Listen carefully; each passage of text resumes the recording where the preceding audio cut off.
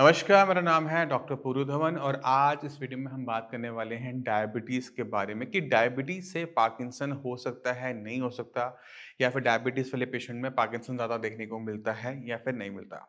आपने अपनी एज के बहुत सारे लोग देखे होंगे, उनमें कुछ लोग ऐसे होते हैं जिन पे एजिंग का पता नहीं लगता, उनका बुढ़ापा कब आया पता नहीं लगता। बट कुछ लोग ऐसे होते हैं जो होते 50-60 के हैं बट वो लगते हैं 70-80 के हैं। ये जो मेजर डिफरेंस होता है, जो हमें दिखने में भी पता लगता है, इसके पीछे कारण होता है, वो है डायबिटीज़।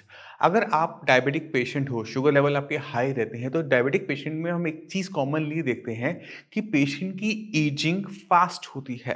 पेशेंट के फेस पे रिंकल जल्दी आते हैं, पेशेंट की बोन्स जल्दी वीक होती हैं, पेशेंट के दाँत जल्दी गिरते हैं। इस वजह से उनमें बुढ़ापा जल्दी हमें दिखता है। मगर पार्किंसन जो है, वो एक ओल्ड एज में होने वाली बीमारी है, जो 50, 60, 70 के आसपास शुरू होती है। तो जिन पेशेंट में डायबिटीज़ होती है, उनमें अर्ली ऑनसेट ऑफ पार्किंसन देखने को मिलता है कि अगर एक पेशेंट डायबिटिक है, एक पेशेंट नॉन डायबिटिक है, तो जो डायबिटिक पेशेंट होगा, अगर उसे पार्किंसन होना है, तो वो जल्दी हो जाएगा।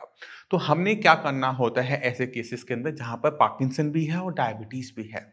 तो डायबिटीज़ के साथ क्या है कि शुगर लेवल है, शुगर लेवल हाई है। शुगर लेवल हाई होने की वजह से बॉडी के टिश्यू, बॉडी की जो सेल्स हैं, वो वीक हो रहे हैं। तो अगर हम चाहते हैं कि हम पार्किंसन से भी बचें, तो हमें कहीं न कहीं डायबिटीज़ पर भी काम करना पड़ता है। हमें शुगर लेवल को नॉर्मल वैल्यूज़ के अंदर लेके जाना पड़ता है। इससे फ़ायदा क्या होता है कि जो सेल्स वीक होने वाले हैं, जो अभी हुए नहीं हैं, वो बच जाते हैं और बॉडी में स्ट्रेंथ बनी रहती है। इससे एज भी लंबी हो जाती है क्योंकि अब आपकी बॉडी में जो एजिंग की वजह से डेटोरेशन हो रही है, टिश्यू वीक हो रहा है, वो कम होता है या फिर वो बंद हो जाता है। और यही सबसे अच्छा तरीका होता है जिसकी हेल्प से हम एक पार्किंसन की कंडीशन को स्लो डाउन कर सकते हैं। क्योंकि एजिंग तो होनी ही होनी है। डायबिटीज़ हमारे कंट्रोल में है बट बुढ़ापा हमारे कंट्रोल में नहीं है।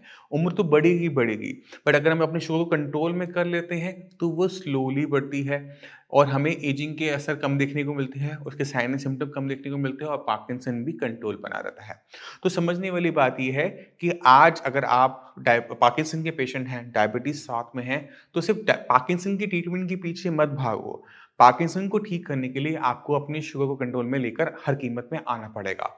उसके लिए आपको अपनी डाइट बदलनी पड़ेगी, एक्सरसाइज़ अपनी ऐड करनी पड़ेगी, अपनी मेडिसिन टाइम से लेनी पड़ेगी। अपनी शुगर लेवल को, चाहे वो फास्टिंग हो, पीपी हो, रैंडम हो, उसको 180 से नीचे रखो। हर 3 महीने बाद अपना एचबी-ए1सी टेस्ट करवाओ और देखो कि वो 5.5 और 6 के आस-पास ही रहे, वो 7, 8, 9, 10 ना जा रहा हो, क्योंकि जितना ज़्यादा आपका एचबी-ए1सी होगा, इसका मतलब ये है कि आपके शुगर लेवल्स हाई बने रहते हैं। तो ये जो कंट्रोल मैं आपको बता रहा हूँ, इस पे आप सभी को काम करने की ज़रूरत है। पार्किंसन पेशेंट के लिए कुछ विटामिन्स वरदान की तरह होते हैं, विटामिन डी और विटामिन बी12, जिसे हम अगली वीडियो में डिस्कस करेंगे।